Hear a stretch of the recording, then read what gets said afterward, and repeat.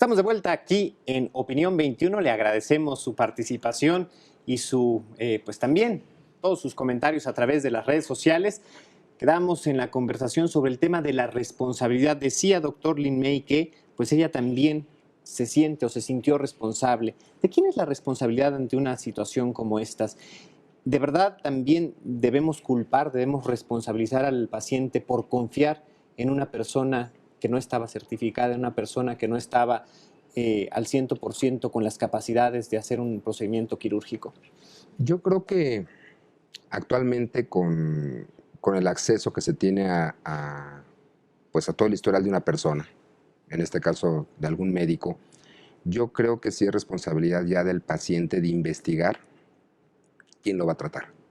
Yo al menos en lo personal, cuando llegan al consultorio, yo sí les pido que se informen sobre mí. Y la información está abierta, se entran a las páginas de estas asociaciones, se ponen los nombres y viene todo el historial de nosotros. Y también recomiendo que si no están en ese banco de datos, no acudir. Pues estas asociaciones, estos colegios a los que usted pertenece, se preocupan también, se ocupan de monitorear quiénes son estas personas que están haciendo uso del título o de los cargos como si fueran médicos cuando no lo son, y ustedes hacen alguna actividad de denuncia o de reporte para pues tratar de combatir esta operación fuera de lo, pues si no necesariamente de la ley, fuera de la norma. Así es, actualmente hay una campaña que se llama Cirugía Plástica Segura, donde pues se hace una publicidad a todo el gremio que esté certificado.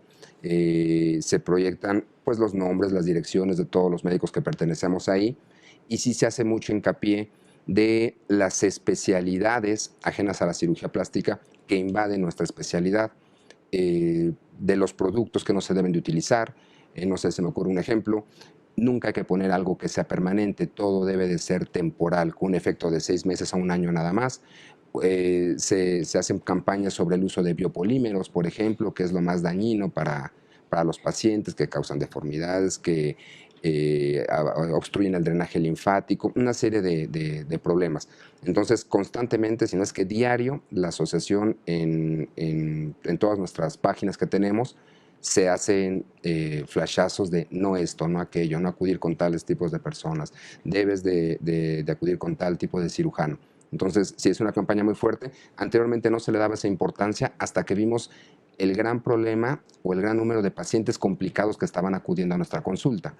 Entonces, sí se despertó una conciencia dentro de nosotros que no teníamos. Y en el caso tuyo, Lynn, ¿tuviste la posibilidad de acceder a herramientas, de acceder a alternativas para quejarte, para buscar una solución, para buscar una atención a la problemática que enfrentaste tras la cirugía? Pues mira, desgraciadamente uno siempre tiene miedo de reclamar, siempre dices, bueno, ¿para qué voy a reclamar si no me van a solucionar este problema?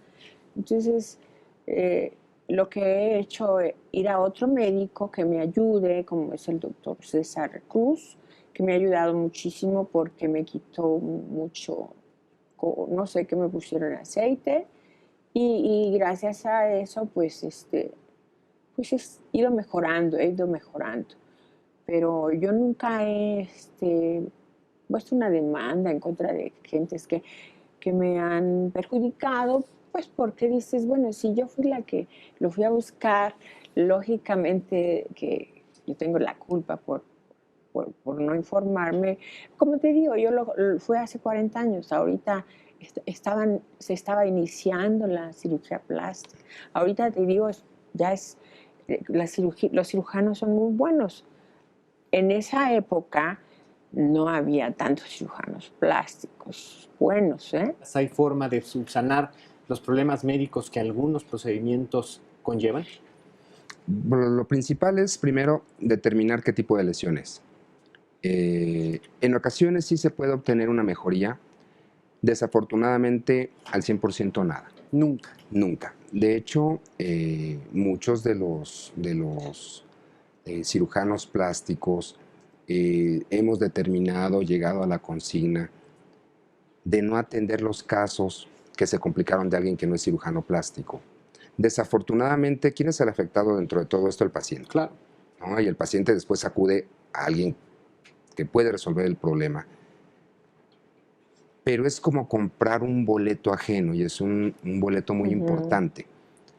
Porque si interviene uno a este paciente es una y otra y otra y otra. A lo mejor pueden irse a 5, 6, 7 u 8 procedimientos y el resultado nunca va a ser bueno. Se puede mejorar, no sé, un 30, un 40%, un 50%, pero nunca se va a lograr al 100% el resultado. Pero ¿se vale negarle a un paciente la mejoría, la posibilidad de mejorar, aunque sea este 20, este 30%? En la práctica privada, sí. Sí se puede decir, no puedo tomar este caso. Uno, porque no tengo quizás la capacidad al 100 para lograr la expectativa que usted quiere en este momento.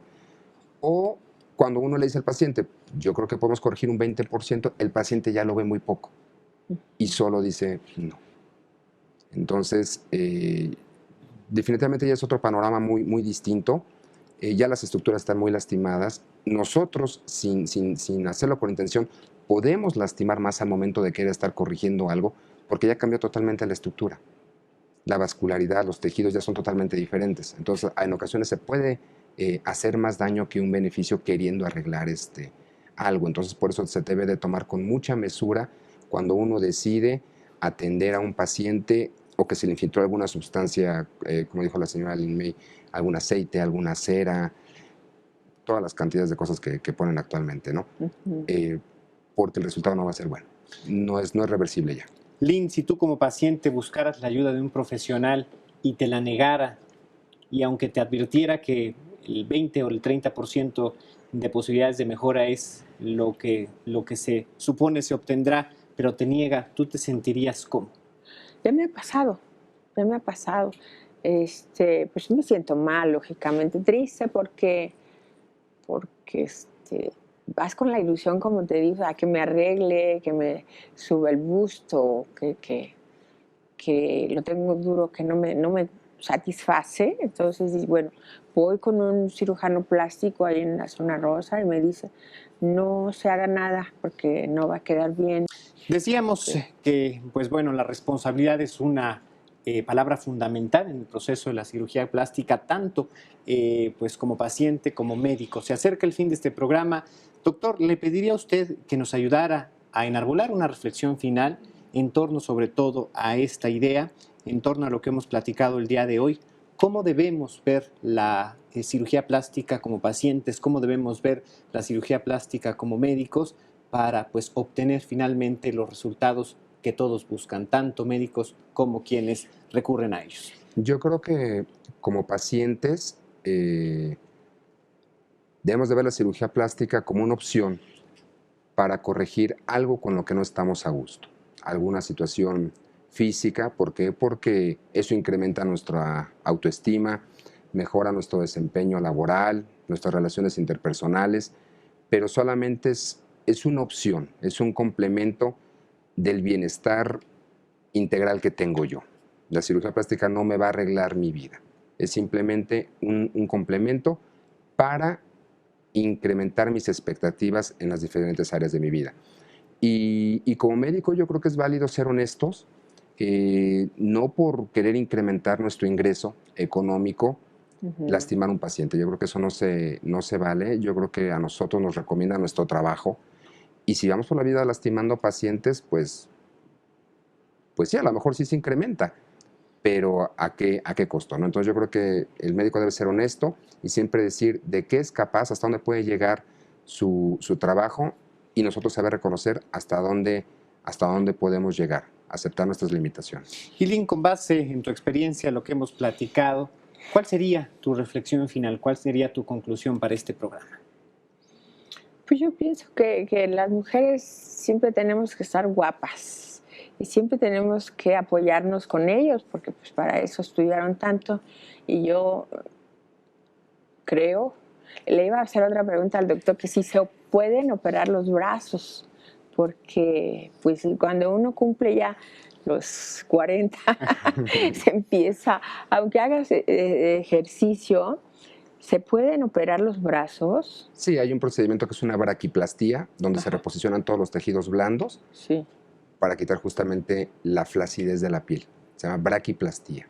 Oh, pero se tarda un mes, dos Un mes, una meses. recuperación, sí, para tener una buena evolución, sí. También si no se respetan los tiempos que se le indican a los pacientes de recuperación, vienen las complicaciones. O sea que no puedo ir al gimnasio, no puedo hacer pes. Exacto.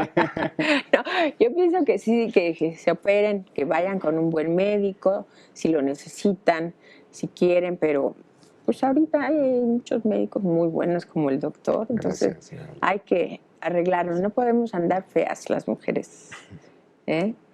Pues ya ahorita ya no pasa nada. Nada más no vayan con los dentistas a hacerse la lipo, porque yo veo que muchas mujeres van con un dentista a que les quiten grasa. Eso no se debe hacer. Tienen que ir con el doctor o con un buen doctor.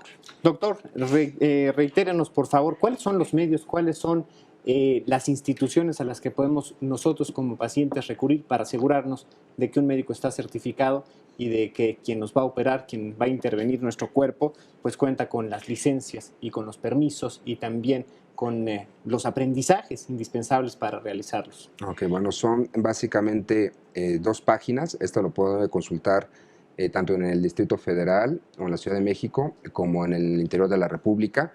Y es la página de la Asociación Mexicana de Cirugía Plástica, Estética y Reconstructiva. Y la segunda es la página del Consejo Mexicano de Cirugía Plástica, Estética y Reconstructiva.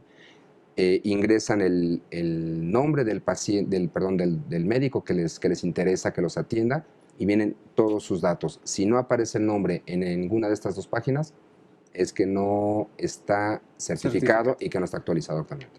Pues doctor, muchísimas gracias, Lina, y también muchísimas gracias por participar en esta conversación y gracias a usted por ser parte de ella. Ya sabe, esto apenas comienza. A través de las redes sociales usted puede continuar aportando ideas, aportando también consideraciones. Lo esperamos la próxima semana con un tema nuevo, con un tema distinto, con un tema diferente. Gracias.